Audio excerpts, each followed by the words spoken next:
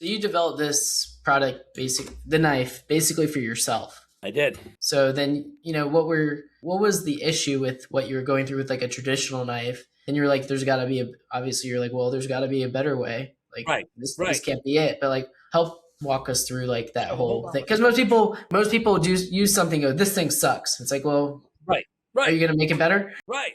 Well, so this is not a kitchen knife, but it's a linear knife, right? And if you look, this is when people think of a knife: tip, blade, transition, handle. And this can be a lot of different things. This is a handguard on it, but it's really aligned for this, right? It's aligned, and that's a terrible alignment right there. But if you look from elbow to tip, this is where the strength is. If I'm stabbing, I can get the whole force of my body.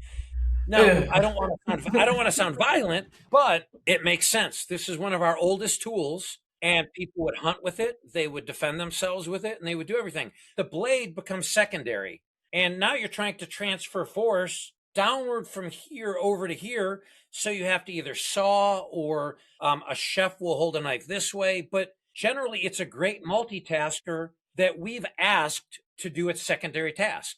What we came to with this, and the name NULU comes from New Ulu, and the Ulu is an Inuit knife that was dubbed the everything knife. It was the woman's knife because men hunted. They need something like this for the field. Women would do all the other tasks, cut kids' hair, prepare a meal, do all those kind of things. So it was a very efficient knife. And an ulu is typically a crescent blade with a connection in the middle. And I was enamored with the design. I have a bad arthritis in my hand. I have chronic tennis elbow. And when I invented this, it was when I had right before I had shoulder surgery. And I Mhm. had the whole 9 yards. I had labrum, rotator cuff, I had bone spurs. They moved my bicep. It was all that stuff. I couldn't swing a hammer. I couldn't make a regular knife. I started playing around with this design, and the circular shape, the circular geometry sort of came to me as like, okay, that's why it works. And we later did some more development around it. But now what you can see is this is aligned if I'm chopping. And if you thought,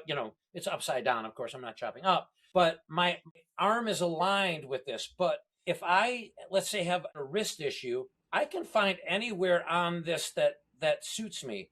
Let's say I'm slicing and I'm using this part of the blade. It's a direct force transfer. And where we're patent pending right now is we brought this around and said, how far can you really take it? So we have 160 degrees of cutting surface where people can also use it in a chopping motion. What's really cool is if you're seated, you can use it in sort of a cutting towards you, which you can't do with a regular knife. So a lot of people who we see in wheelchairs or who need to sit when they're cutting need to use it that way. But by making the adjustments that we did on a traditional ulu knife, there's a secondary grip where now you can see where I'm aligned.